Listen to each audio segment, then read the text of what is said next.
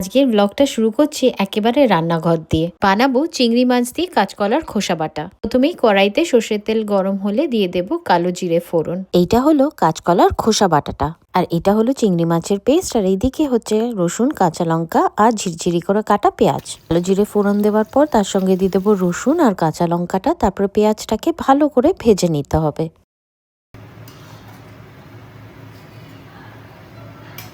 পেঁয়াজটা লাল লাল করে ভাজার পর এতেই দিয়ে দিতে হবে চিংড়ি মাছ বাটাটা। ভালো করে এটাকে সতে করে নিতে হবে, আর তারপরে করতে হবে অ্যাড স্পাইসেস। দিয়ে দিলাম হলুদ, তারপরে দিয়ে দেবো লাল লঙ্কা গুঁড়ো, নুন আর চিনি স্বাদ অনুযায়ী। পর এটাকে আবার একটুখানি কষিয়ে নিতে হবে। এটা কষে এলে তারপরে দিয়ে দেবো কাঁচকলার খোসা বাটাটা। এই রান্নাটা কিন্তু একদম জিরো ওয়েস্ট। ভাবুন, কাঁচকলা দিয়ে আপনি মাছের ঝোল করলেন, তারপরে খোসাটাও ইউজ হয়ে গেল। যে কোনো রান্না যখন আমরা করি তখন আমাদের এটা মাথায় রাখতে হবে যে সব উপকরণটা আমরা কিভাবে ইউজ করতে পারি। কালকে মা করেছিল কাঁচকলা দিয়ে মাছের ঝোল, তো কাঁচকলা দিয়ে মাছের ঝোল তো খুবই ভালো হয়েছিল, ওটা খাওয়া হয়ে গেছে। এবং তার সঙ্গে আমরা কি করলাম, কাঁচকলার খোসাটা রেখে দিয়েছিলাম, রেখে দিয়ে ওটাকে ভালো করে সেদ্ধ করে যেরকম দেখালাম পেস্ট করে।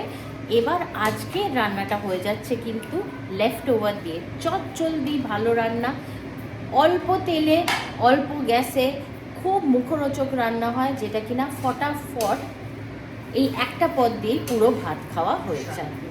ব্যাস তৈরি হয়ে গেছে। আজকে আমি একটা কুকিং কম্পিটিশনে যাব।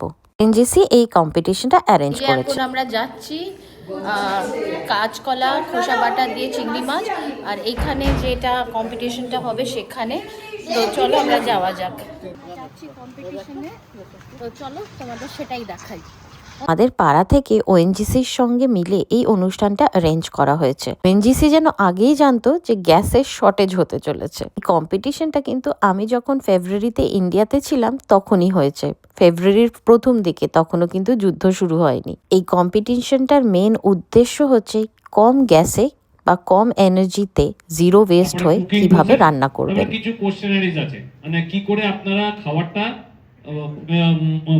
তৈরি করেছেন, মানে কিভাবে তৈরি করেছেন, তাতে কিভাবে আপনারা ফুয়েল সেভ করতে পেরেছেন, বা ফুয়েলটাকে কতখানি আপনারা প্রায়োরিটি দেন খাবার বানানোর সময়, এই ব্যাপারটা নিয়ে আমরা বেশি প্রাধান্য দেবো আর কি।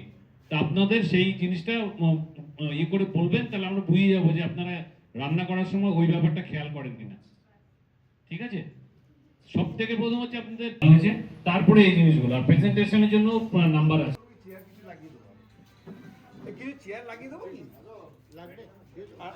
তো মোটামুটি সবাই এসে গেছে, কম্পিটিশন এবার শুরু। তারা এসছেন ওএনজিসি থেকে, উনি ওএনজিসি ডিরেক্টর। কম্পিটিশনে যারা নাম দিয়েছে তাদের এক এক করে ডাকা হলো এবং রান্নার পদ্ধতিটা তাদের কাছ থেকে জেনে নেওয়া হলো। প্রশ্নগুলো কিন্তু খুব একটা সহজ ছিল না। ঠিক আছে, এটা একটা ভালো প্রসেস আমরা করি, কিন্তু তার সঙ্গে যখন আমরা রান্না করি সেই সময় আপনি দেখবেন গ্যাসটা উনানে বসিয়ে দিলাম, আর এখানে রাইস আইটেম কার কার আছে হাত তুলবেন। রাইস আইটেম এখানে প্রেজেন্ট করার জন্য কে কে এনেছে, তাহলে আমি এত তাড়াতাড়ি বলতে পারবো না, আমি লাস্টে বলবো কিভাবে রান্না করলেন, কতখানি কিভাবে করলে গ্যাস বাঁচানো যায়। ওনারা কিন্তু নিজেদের ইনপুটও দিচ্ছিল যে এইভাবে না করে এইভাবে করলে গ্যাসটা বেশি বাঁচতো। এটা কি করেছেন? পাহাড়ি বাঁধাকপি। চিকেন স্যালাড আর ম্যাশ পটেটো। বাহ, আর ওটা ম্যাশ পটেটোটা আছে কি? আমি একটু ভিডিও তুলবো। হ্যাঁ হ্যাঁ, এটা কি? গন্ধরাজ পনির পাতুরি। আরে বাহ, আর এখানে বানিয়েছিল নাকি রোস্টেড কলিফ্লাওয়ার। এটা হচ্ছে আমি দেখেছি মালাই চমচম ব্রেড দিয়ে, ব্রেড মালাই চমচম। হ্যাঁ, এটা কি আছে? Roasted roasted cauliflower. কি বানিয়েছে এটা তো আমি বুঝতে পেরেছি, মোগলাই পরোটা। মানে আপনারটা রোদে থাকুক, তাহলে গরম হতে থাকবে, রিহিট হয়ে যাবে। ইনি তো মনে হয় চলে গেছেন।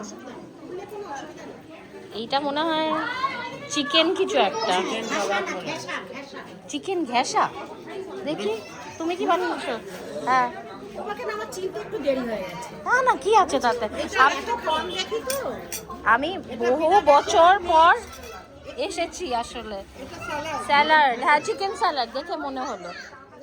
এই দেখো সীমা, আরে বাস, মিষ্টি বানিয়েছে। মিষ্টি মানে পিঠে, পিঠে, বাহ খুব সুন্দর। চাল গুড় নারকেল আছে না নেই পিঠে, চাল পিঠে। গুঁড়ো।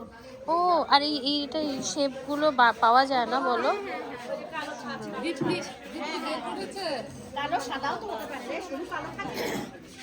খেয়ে নিয়েছে, কি বানিয়েছিল বলো? আমি অনেক কিছু বানিয়েছিলাম, 4টে সাইডে, ইস্ট ওয়েস্ট নর্থ সাউথ। আরে বাস, 4টে ডিশ বানিয়েছিলাম। হ্যাঁ কি কি ছিল এটাতে? এখানে ছিল, ইস্টে ছিল তোমার সুশির মতো বানিয়েছিলাম, কিন্তু স্টিকি রাইস আর চিংড়ি মাছের মালাইকারি দিয়ে করেছিলাম। আচ্ছা, হ্যাঁ, আর হ্যাঁ। ওটার মধ্যে সস ছিল। হ্যাঁ অবশ্যই। কে পাড়ার বউরা সব রান্না করে এসছে, আর এইদিকে পাড়ার দাদারা সব দাঁড়িয়ে দাঁড়িয়ে আড্ডা মারছে। পারফেক্ট কলকাতার একটা সানডের সিন। তো বছর পর সবার সঙ্গে দেখা হলো, অনেকে আবার নতুনও আছে যাদের আমরা চিনি না। এটা দই চিকেন, তাই তো? আর এটা পালক পনির। ছোটবেলায় 10-12 যেরকম ভাইভা এক্সাম দিয়েছিলাম, এটা দেখে কিন্তু ঠিক সেই রকমই মনে হচ্ছিল। সবার মধ্যেই কিন্তু একটু ভয় উত্তেজনা কাজ করছিল, যদিও বা এটা একেবারে কিন্তু অ্যাওয়ারনেসের জন্যই করা হয়েছিল।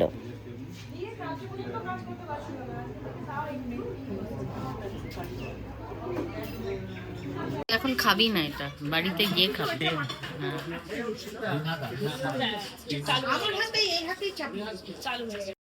জল তখনই দেবেন যদি মনে হয় যে আপনার টক হয়ে গেছে, টেস্ট করে দেখবেন, তখন আপনি জল দিয়ে ওটাকে, টক হয়ে গেলে আপনি যখন জল দেবেন না, তখন আপনার ওই টক ভাবটা অনেকটা ডাইলিউট হয়ে যাবে, কেটে যাবে।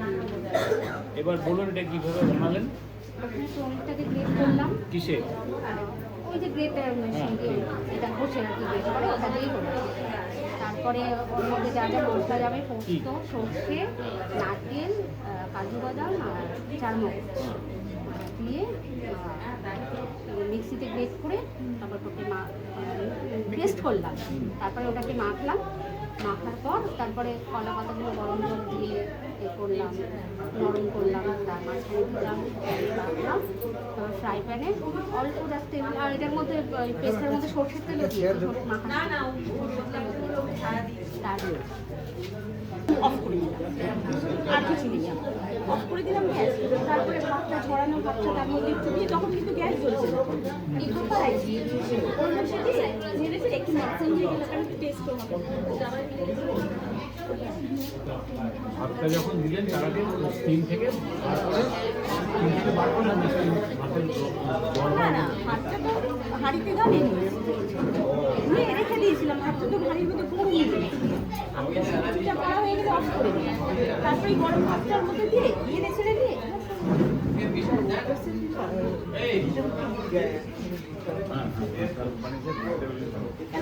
সবুজ ভাতটা থাকে না, কাঞ্চি দেওয়া থাকে,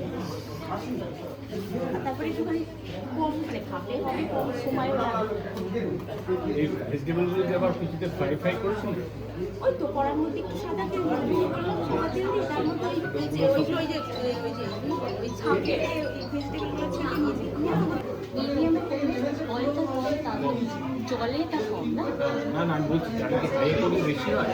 হাই করলে বেশি তো হবে, তাড়াতাড়ি যদি জ্বলে যায় তাহলে তো মানে ইয়ে হয়েছে, মিডিয়াম হিটে করেছে।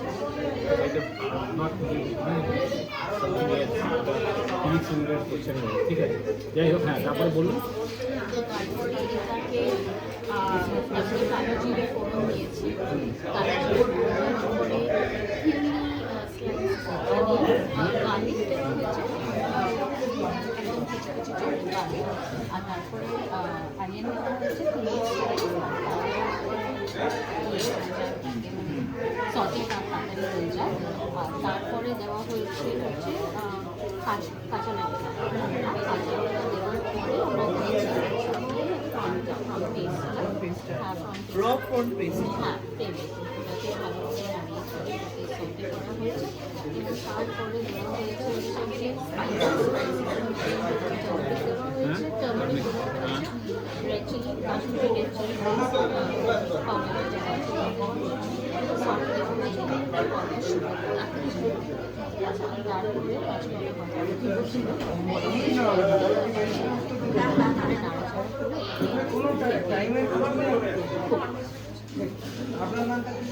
এটা যদি চিংড়িটাকে যদি আগে পেস্ট না করে আগে রান্না করে তারপর যদি পেস্ট করা হতো তাহলে কুকের দিয়ে খারাপ হতো আসলে মায়ের রেসিপি তো মা যেরকম করে শিখিয়েছে আমরা ওইভাবেই করে আসতো। চড়াচড়িতভাবে চলে যাচ্ছে। সেটা আপনার মা রেসিপি উনি হ্যালো আমি কিছু নিচ্ছি ইউটিউবে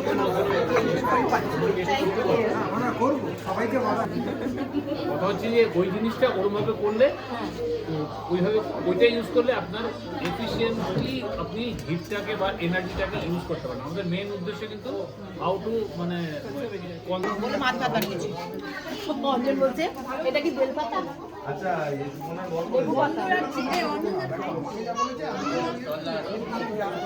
কে কম্পিটিশন চলছে, যারা দর্শক তারা কিন্তু ওয়েট করে আছে কখন এরা সবাই কম্পিটিশন করে আসবে আর তাদের রেসিপিগুলো টেস্ট করে দেখবে। আর মুখ চোখ দেখেই তোমরা হয়তো বুঝতে পেরেছিলে আমার শরীরটা সেদিন একদমই ভালো ছিল না, আমার জ্বর হয়েছিল। কিন্তু এই রকম অ্যাক্টিভিটি ছাড়া যায় বলো? এখানে এখন সবাই সমবেত হয়েছে কারণ জাজেসরা এখন অ্যানাউন্স করবে কাদের রেসিপিটা কোন প্রাইজ পাবে। তাই কিন্তু উত্তেজনার সঙ্গেই দাঁড়িয়ে আছে দেখার জন্য যে কে কে প্রাইজ পেলো। এরকম একটা আলাদা কিছু ব্যাপার আছে। হ্যাঁ, প্রাইজের অ্যানাউন্সমেন্ট তো এরকমই হবে, first second third fourth fifth যা আছে যা কিছু হবে। কিন্তু আমরা এবার আরেকটা জিনিস করেছি, মানে এটা বলতে পারেন আমারই একটা ইচ্ছা যে আমি স্কুলেও এই করছি যে ফার্স্ট সেকেন্ড থার্ড আলাদা যেন না হয়, সব প্রাইজ যেন সেম হয় বা হোক সে বুঝুক যে আমি ফার্স্ট হয়েছি, কিন্তু ওই পাখিতে নিয়ে যাওয়ার পরে যেন আমাকে আমি এটা পেলাম তুই এটা পেয়েছিস এটা যেন না হয়। সেটা আমি সবাইকেই বলেছি। আমাদের এই ব্যাপারে আমাদের প্রদীপই মানে ও আমাদের কলিগ প্রদীপ আর এই প্রেমদীপ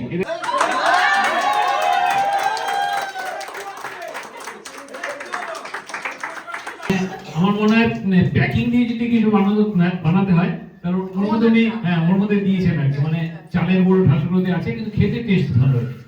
এরপরে যিনি আছেন উনি ফোর্থ পজিশনে রয়েছেন, ওনার নাম তিথি ভৌমিক। উনি একটা দুটো প্রাইজ আছে, হ্যাঁ একটা দুটো প্রাইজ আছে, তারপর থার্ড প্রাইজ হচ্ছেন গৌর গোপাল পণ্ডিত।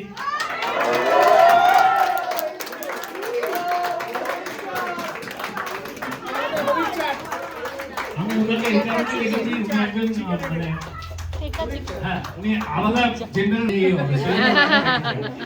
ওনার প্রিপারেশনটা হ্যাঁ ওনার প্রিপারেশনটা খুব ভালো, একটা নতুন টাইপের একটা